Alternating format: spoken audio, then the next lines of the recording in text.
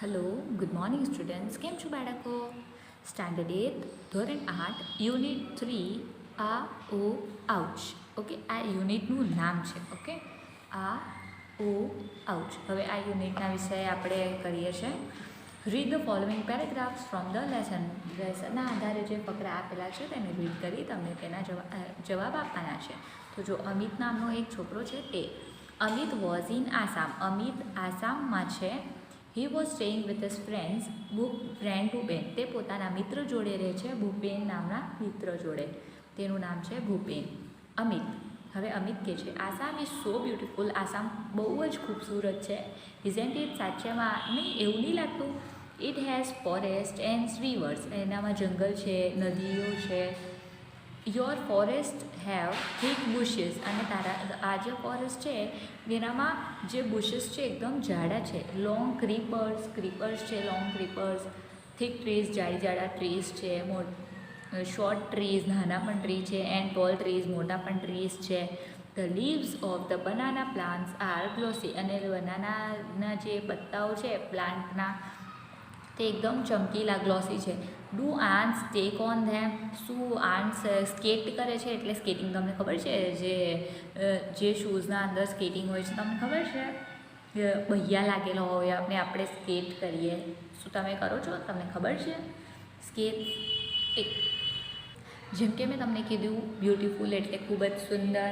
પછી ફોરેસ્ટ એટલે જંગલ અથવા વન. રિવર એટલે નદી. પછી થીક એટલે કે ગીચ, ગાઢ એટલે કે ગીચ. ઓકે. બુશ ઝાડવા. પછી ક્રીપર વેલો. ગ્લોસી સુવાળું અથવા ચમકતું. આંટ એટલે કે કીડી. સ્કેટ એટલે કે સ્કેટ કરવું. બરાબર? આ બધા વર્ડ્સ હું તમને સમજાવ્યા એનો મતલબ. ઓકે, ચલો એકવાર હું રીડ કરું છું. જેમ હું રીડ કરું સાંભળો અને પછી તમે રીડ કરજો. Amit was in Assam. He was staying with his friend Bhupen. Amit, Assam is so beautiful, isn't it? It has forests and rivers. Your forests have thick bushes, long creepers, thick trees, short trees, and tall trees too. The leaves of the banana plants are glossy. Do ants skate on them? આવી જ રીતના તમે પણ એકવાર read કરજો. હવે તેના આધારે બે પ્રશ્નો પૂછ્યા છે. Which tree leaves are glossy. તો આપણે શું જવાબ આપશું? List out 7 things related to a forest. બરાબર? તો અહીં બાજુ જો તમને આપેલા છે પ્રશ્ન. The leaves of the banana plants are glossy. Rivers, trees, bushes, creepers, animals, birds, insects. આ બધી 7 વસ્તુ છે ફોરેસ્ટના રિલેટેડ. તો ચલો હવે તમે આ કમ્પ્લીટ કરી લેજો. બને તો એના પ્રશ્નના ઉત્તર. અને તેના પછી આ વિકલ્પ છે the leaves of the banana plant are glossy. એનો જવાબ છે ગ્લોસી. તો તમે આ કમ્પ્લીટ કરી લેજો. ઓકે, ચલો હવે આગળ વધીએ છીએ નેક્સ્ટ બીજા ફકરા પર. Amit why are all the trees so tall. કેમ બધા જ ઝાડો આટલા લાંબા છે? Bhupen they are tall because we get a lot of rain. આ લોકો લાંબા છે એટલે જ અમને બહુ બધો વરસાદ મળે છે. The soil is very fertile. We have thick forest. અને તેનું જે સોઇલ છે તે ફર્ટાઇલ છે. સોઇલ એટલે કે જમીન અને ફર્ટાઇલ એટલે કે ફળદ્રુપ. ઓકે, તો તે ખૂબ જ સારું છે એમ. Amit, we have tall trees in the dungs too. We also have forest. ડાંગ્સ એટલે કે એક જગ્યાનું નામ છે. ત્યાં બાજુ બી અમારા જે ઝાડો છે લાંબા છે અને અમારા ત્યાં બી ફોરેસ્ટ તો છે, જંગલ તો છે, વન. ઓકે, ચલો હું રીડ કરું છું. તમે એકવાર સાંભળો અને તમે પણ સરસ રીતે મજાની રીતે રીડિંગ કરજો. Amit why are all the trees so tall. Bhupen They are tall because we get a lot of rain, but the soil is very fertile. We have thick forest. Amit, we have tall trees in the dungs too. We also have forest. પ્રશ્ન પૂછે છે what did Bhupen tell about Assam? શું કહે છે? તો આ રહ્યું જો. Bhupen said that Assam gets a lot of rain, the soil is fertile and so they have the thick forests. આ પ્રશ્નનો ઉત્તર તમને લખવાનો રહેશે. લખી લેજો બાળકો. આ પતવા પછી બે વિકલ્પ છે, જોઈ લઈએ આપણે. The soil in Assam is fertile. B વાળો લખવાનો. The soil in Assam is fertile because it's get a lot of rain. C વાળું લખવાનું. ઓકે, ખબર પડી ગઈ. હવે આગળ ત્રીજો ફકરો કરીએ છીએ. Bhupen, Gujarat is famous for the Lions isn't it. હવે ભૂપેન કહે છે તને ખબર છે ગુજરાત લાયન માટે ખૂબ જ ફેમસ છે, સિંહ માટે. તો તને ખબર છે એવું. Amit, yes we have a lion sanctuary. તો શું કહે છે? હા, આપણી તો લાયન સેન્ચુરી છે. અભયારણ્ય એટલે સેન્ચુરી એટલે અભયારણ્ય. Okay. We also have a wild ass sanctuary. Wild ass એટલે જંગલી ગધેડો. ઓકે. સ્લોથ બિયર સેન્ચુરી એટલે કયા કયા 100થી વધારે છે તે. સ્લોથ બિયર એટલે કે એક પ્રકારનું રીંછ. Okay. And many bird sanctuaries as well. અને તેના અલાવા બહુ બધા પક્ષીઓની પણ સેન્ચુરી છે. Are there wild animals in Assam. શું જંગલી જાનવરો આસામમાં પણ છે તેવું તે પૂછે છે અમિત. ઓકે, હવે આગળ વધીએ છીએ. Bhupen, oh yes our Kaziranga is famous for the one horned રાઇનો.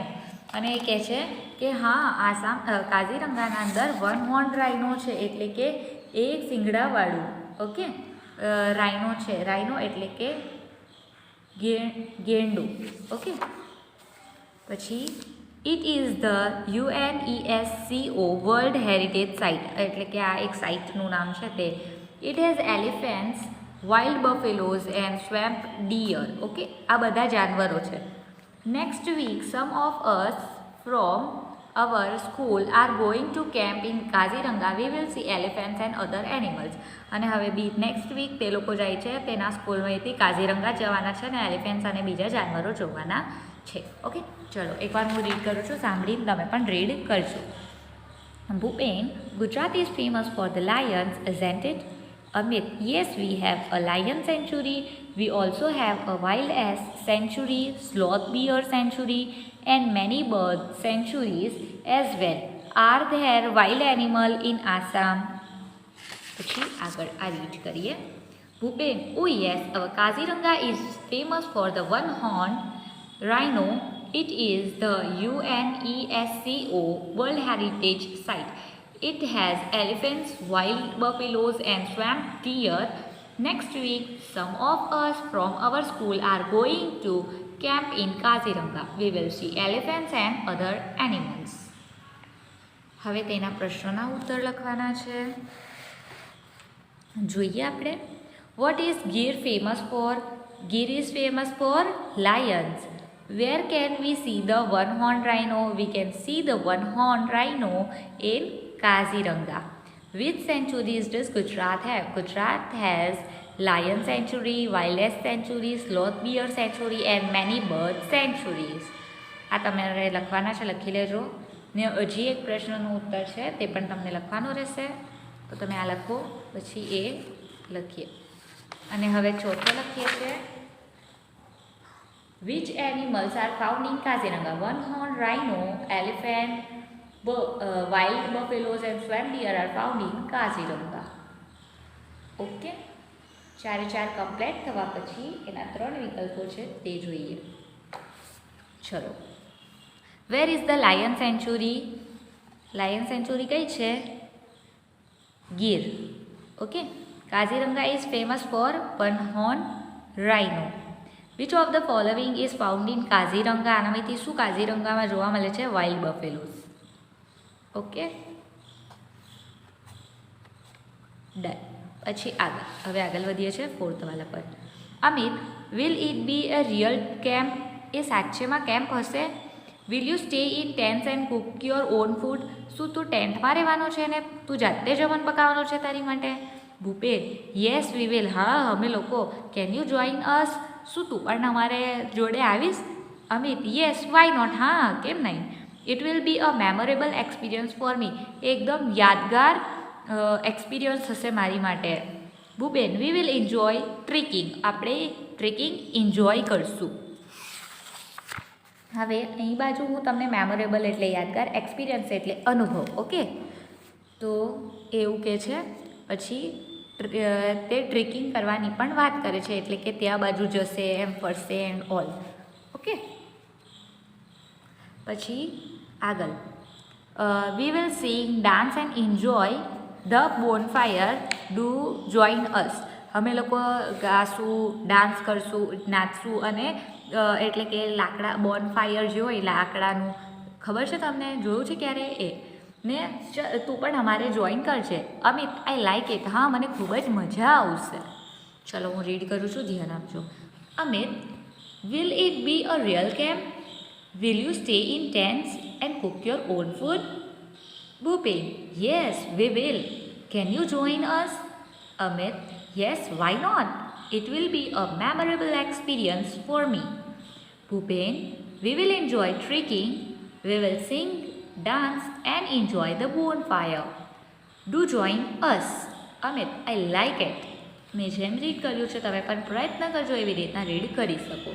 હવે આગળ પ્રશ્નના ઉત્તર છે what will they enjoy at the camp? તો અહીં બાજુ તેનો જવાબ છે they will enjoy trekking, singing, dancing and bonfire.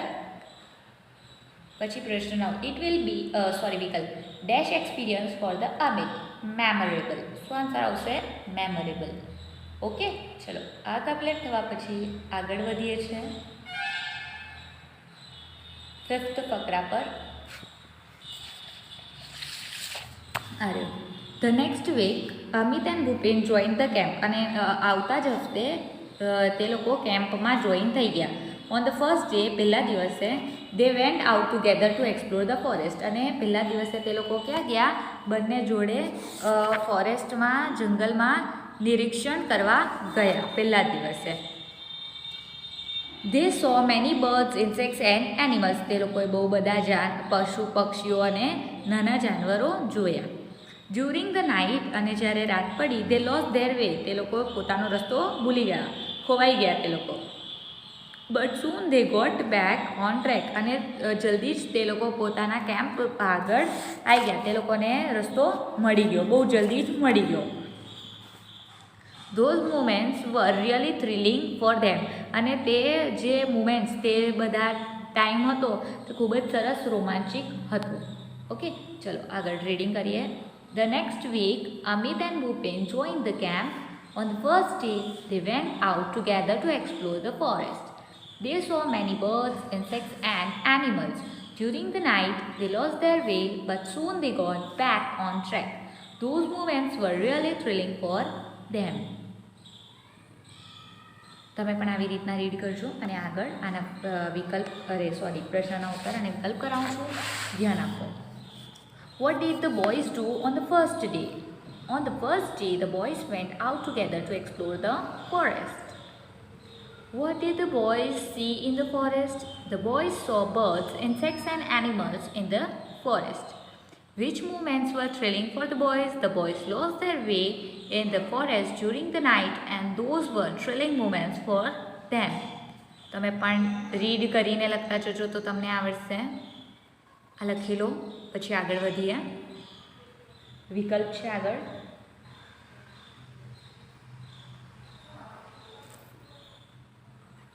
હવે વિકલ્પ પર વધીએ. આ લખાઈ ગયું તમારા લોકોને બધાનું? ના લખાયું તો સ્ટોપ કરીને લખી શકો છો તમે લોકો.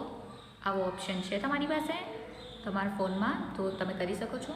ચાલતો હોય વિડીયો તો સ્ટોપ કરી દેવાનો. પછી આગળ અહીં વિકલ્પ પર જઈએ. Which word in the passage means to walk around. એટલે કે શું જવાબ આવે આનો? વોક અરાઉન્ડ એટલે એક્સપ્લોર.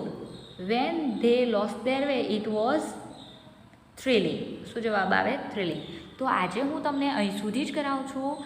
નેક્સ્ટ પછી હું તમને આના આગળ કરાવીશ. તો ત્યાર સુધી તમે આ બધું જ કમ્પ્લીટ કરી લેજો. બધું કમ્પ્લીટ થઈ જવું જોઈએ તમારું. જો હું તમને અહીંથી યુનિટ 3થી કરાવ્યું છે, આ બધા જ જવાબો હું તમને કરાવી ચૂકી છું. તમે જાતે હવે ખાલી જોઈન તમને લખવાનું છે રીડ કરતા જઈને, તો તમે કરી લેજો અહીં સુધી. પછી નેક્સ્ટ વિડીયોમાં હું તમને આના આગળથી કરાવીશ. ત્યાર સુધી બાય, ટેક કેર બાળકો, ધ્યાન રાખજો.